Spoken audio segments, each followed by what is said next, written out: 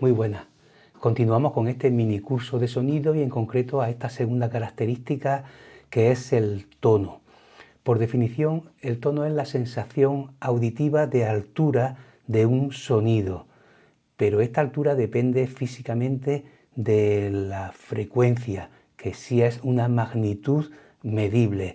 La frecuencia se define como el número de vibraciones o variaciones de presión que se realizan o se producen en un segundo.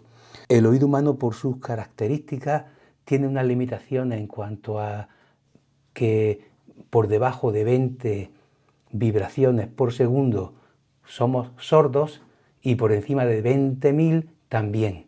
Es decir, hablaríamos entonces de los infrasonidos y de los ultrasonidos. Aquí de 20 hacia abajo son los infrasonidos, donde algunos animales sí son capaces de escucharlos. Por ejemplo, el elefante. Y por encima de 20.000, los ultrasonidos, en donde también lo mismo ocurre en algunos animales. Esto es debido a que la construcción de nuestro oído, por su tamaño y naturaleza, nos impide sensibilizarnos a estas vibraciones altas en este caso. Por ejemplo, el perro sí escucha los ultrasonidos. De hecho, hay silbatos para, digamos, para los perros, para, por ejemplo, yo qué sé, alertarlo o protegerte para que ese sonido le moleste y no te ataque, y son sonidos superiores a 20.000 hercios. Entonces, el espectro, una vez que queda ya acotado en 20 hercios y en 20.000 hercios, según el ingeniero de sonido, fabricante que trabaje lo que es la partición de dicho espectro acústico, nos vamos a encontrar pues desde particiones muy simples a particiones complejas. La más simple sería partirlo en graves y agudos, pero bueno, vamos a irnos a un nivel superior. Vamos a partirlo en graves, medios y agudos. El de graves va de 20 a 250 hercios.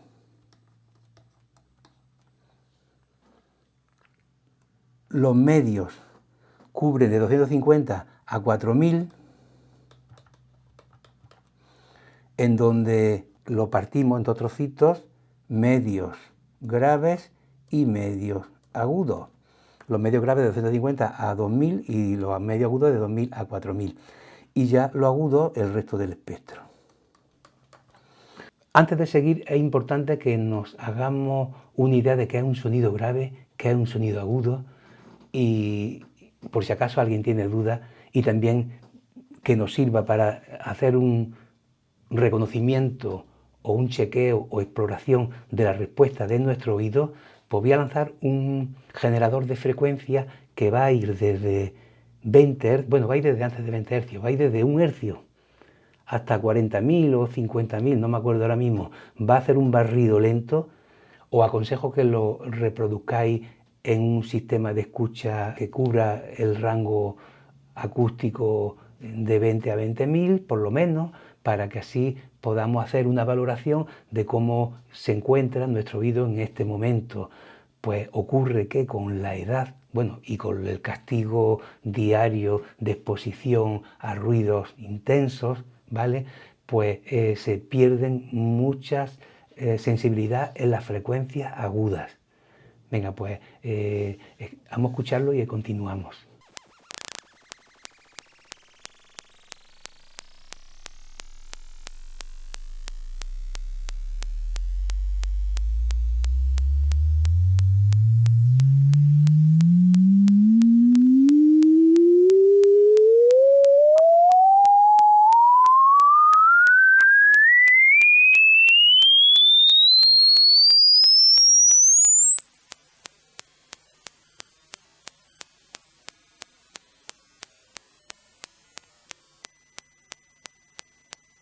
Ingenieros más precisos, ¿qué hacen? parten el espectro en 10 trozos, lo que se llama una ecualización de octava, porque el oído cubre 10 octavas. Entendemos por octava una repetición de notas. Por ejemplo, do, re, mi, fa, sol, la, si, y el siguiente do está en la siguiente octava, ¿vale? Ya sería segunda octava, y así sucesivamente. La manera más fácil de entenderlo, bueno, para que nos quede claro, pues sería verlo a través de un piano. Un piano tiene una serie de octavas, cada vez que se repiten la misma secuencia de notas, por ejemplo aquí hay 3 negras y 2 negras, ¿no? Esto es una octava, aquí hay otra vez 3 negras y 2 negras otra octava, 3 negras y 2 negras y así sucesivamente, son distintas octavas. ¿Qué ocurre? Que a medida que tú avanzas en el sonido del piano, pues la nota suena más aguda, pero es el mismo tono, entre comillas, es decir, es el mismo do, es decir, musicalmente hablando hay 7 notas y 5 semitonos, entonces cambiar de octava no es otra cosa que volver a otro do, pero más agudo, más alto en frecuencia. Un ecualizador no es otra cosa que un amplificador, pero selectivo. Es decir, no amplifica toda la señal de golpe, sino que amplificamos trozos concretos de ese espectro, ¿vale? Entonces, en este caso que hemos visto antes, he partido el espectro en 4 trozos, ¿no? De grave, medio agudo y agudo. Pues el amplificador, el ingeniero que diseña el cacharro, pues hace 4 potenciómetros diseñados para que cada uno de ellos gobierne una de estas 4 zonas, bien dándole intensidad o bien rebajándole la intensidad. Nuestro oído, que responde por octavas, ya lo hemos dejado claro con el ejemplo del piano, en concreto responde a 10 octavas. Vamos a calcularlo. Si partimos de 20 hercios, que es lo mínimo que escuchamos, la primera octava sería 40, después 80, después 160, 320, después 640, continuamos con 1280, después 2560, continuamos con 5620, después 11.000 y algo, bueno, y después ya 20.000 y algo. Así sumar de golpe, lo siento, pero no es mi mundo. Contamos la octava, primera octava, segunda, tercera, cuarta, quinta, sexta, séptima, octava, novena y décima, y me sale la 10 octava. Un ingeniero quiere hacer un ecualizador que cubra la 10 octavas. No parte de 20, parte de 31, porque en realidad estos ecualizadores no actúan exactamente en la frecuencia concreto en la que están marcados, actúan en un amplio margen de alrededor. A lo mejor la frecuencia de 31 cubre desde 20, por poner un ejemplo, hasta 50. Eso va a depender del tipo de diseño electrónico del potenciómetro en sí. Entonces el siguiente vamos doblando, 63, después tenemos 125, después 250, 500, 1K, que es 1000, 2K, que es 2000, 4K, que es 4000, 8K, que es 8000, y 16K, 16.000.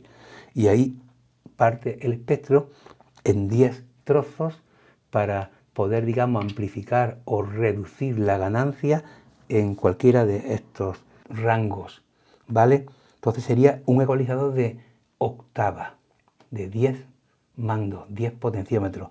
¿Queremos ser más precisos? Pues el ingeniero diseña el ecualizador de tercio de octava, que quiere decir que entre una octava y otra, es decir, entre 31 y 63 hercios, entre estos dos, pues implementa 2 más. Y entonces así, y consigue así, pues, creo que son 31 botones, ¿vale? Todo eso pues le va a dar más precisión ya que el espectro acústico es amplio. Otra cosa que no he dicho, que es un dato importante, es que la respuesta de nuestro oído a los escalones frecuenciales es logarítmica, es decir, que un escalón de 20 a 40 hercios es el mismo que un escalón, por ejemplo, de 10.000 a 20.000. La sensación auditiva es la misma y las mismas notas caben en este fragmento del espectro que en este otro. Es decir, nuestro oído responde frecuencialmente de manera logarítmica. Nos interesa ver un poco el tema musical en el piano porque el reparto del espectro en música no coincide con el reparto del espectro en la ingeniería del sonido. Van como cada uno a su bola. En un piano tenemos que la nota más grave es este La, que es de 27 hercios, y la nota más aguda es este Do, que es de 4186. No cubre de 20 a 20.000, le faltan por debajo pues 7 hercios y por encima le falta, pues fijaros, 5.800 hercios. Pero aún así el piano tiene un rango muy amplio y es capaz de reproducir casi todo el espectro musical. Es capaz de competir con cualquier otro instrumento a nivel frecuencial. Esto lo veremos más adelante. Me interesa ahora aquí ver cómo funcionan las octavas. Vamos a empezar por el La, porque hay un La que es el La 4, este sería el La 0. Lo voy a poner en terminología inglesa. La nota musical La es una A, el La 0. Luego el siguiente La es este, que sería el La 1. Aquí este sería el La 2. Y así sucesivamente. La 3, la 4, la 5, la 6 y la 7. Pues si vamos doblando la frecuencia de 27, la siguiente sería 55, la siguiente sería 110, después 220, después 440, que esta es importantísima, porque es el estándar para afinar. Vaya flecha me ha salido. Es el estándar para afinar. El La 4, 440 hercios. Para afinar me refiero toda una orquesta, todo un grupo de instrumentos se afina en base a esta nota referencial. Después tenemos el La 5, que es 880, después 1760 y después 3520. Y termina el piano en 4186, que es la nota Do. Casi todos los instrumentos están reflejados dentro de lo que es el espectro. Aquí en este gráfico queda muy claro. Fijaros, todos los instrumentos que hay aquí, desde violín, viola, cello, trompeta, clarinetes, saxofones, xilofón, vibráfono, marimba, guitarra, bajo, incluso, todo está cubierto por el espectro del piano. En todo caso hay alguna excepción en donde aquí vemos que sobresale, por un lado, el sintetizador, tanto por la parte de arriba como por la parte de abajo, porque es un instrumento electrónico que es capaz de generar lo que le eche, ¿vale? Lo que le eche, porque es algo electrónico, sintético. Y luego, por otro lado, pues también llega a sobresalir el tema de los platos de una batería, la caja de la batería y algunos tonos en cuanto a lo que es la parte aguda de algunos timbales que sean chiquititos, ¿vale? Esto, para un técnico de sonido, está bien conocerlo porque cada instrumento tiene su rango espectral y es muy fácil equivocarte. Y en base a los micros, sus características y a la posición del micro, meter la pata y cargarte esa zona espectral. Voy a decir un ejemplo. Un tema de folclore en donde hay que grabar unas castañuelas. Y entonces las castañuelas se están grabando.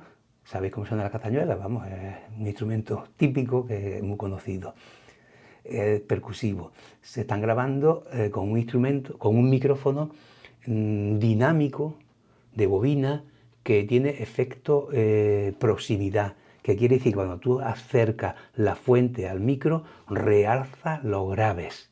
¿Qué ocurre? Que esa castañuela puede sonar demasiado grave, suena ¿vale? Entonces tú tienes que ser consciente que esa castañuela no da 40 hercios, ni da 100, ni da 200. Tendrás que luego en postproducción, aunque suene con ese grave resonante, tendrás que recortarle con el ecualizador y darle la zona que le corresponde del espectro, ponerlo en su sitio.